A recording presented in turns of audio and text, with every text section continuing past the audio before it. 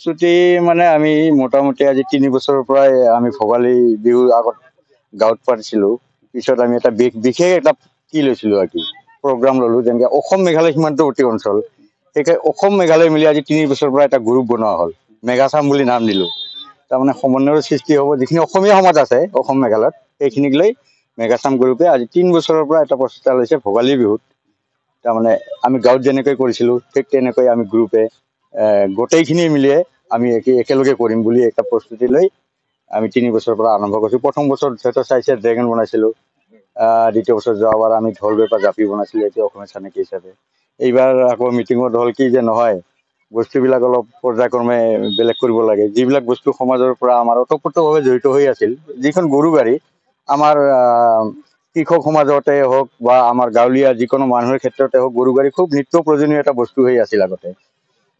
বিয়া বাৰুৰ পৰা আৰম্ভ কৰি খেতি কৰ্মলৈকে কি হৈছিল, সেইভাৱে সেইখন বস্তু এতিয়া হেৰাই গৈছে, আমি গাঁৱত দেখা নাপাওঁ। ভৱিষ্যত প্ৰজন্মই হয়তো নাজানিব যে গৰু গাড়ী এটা আমাৰ ওতঃপ্ৰোত সম্পৰ্ক আছিল। সেইবিলাক কথা নানানটা কথা ভাবি আমি ভাবিলোঁ এইবাৰ গৰু গাড়ীকে বনাওঁ। লগতে আমাৰ যিখিনি স্থানীয় শিল্পী আছে তেওঁলোকৰো এটা ইচ্ছা আছে কিবা এটা বনাব বুলি। তেওঁলোকৰ যিখিনি শিল্পী সত্তা আছে সেইখিনিকো জাগ্ৰত কৰক। তাৰপিছত এইবাৰ বিহুৰ দিনা আমাৰ প্ৰগ্ৰামৰ ভিতৰত আমি বিহুৰ দিনা নহয়, আমি খেল ধেমালি প্ৰগ্ৰাম ৰাখিছোঁ 2টা। আৰু উৰুকাৰ দিনা আমি যেনেকৈ অসমীয়া সমাজে খানা খাওঁ, ইয়াত এটা ভোজ হ'ব উৰুকাৰ দিনা সন্ধিয়া। গাঁৱলীয়া কিছু মানুহক মুখিয়াল মানুহক মাতিম তথা আমাৰ গ্ৰুপৰ মানুহখিনি মিলি এটা ভোজ কৰিম। অসমবাসীক আমি ইয়াৰ যোগেদি জনাবলৈ লৈছোঁ যে আমি ঠিক যেনেকৈ সীমামূৰীয়া অঞ্চলত হাটগাঁও এখন সীমামূৰীয়া অঞ্চল, অসম মেঘালয় অঞ্চল, এনেকুৱা যিবিলাক অসমৰ লগত সীমামূৰীয়া অঞ্চল আছে নানানটা বিবাদ হৈ থাকে আমি শুনা পাওঁ।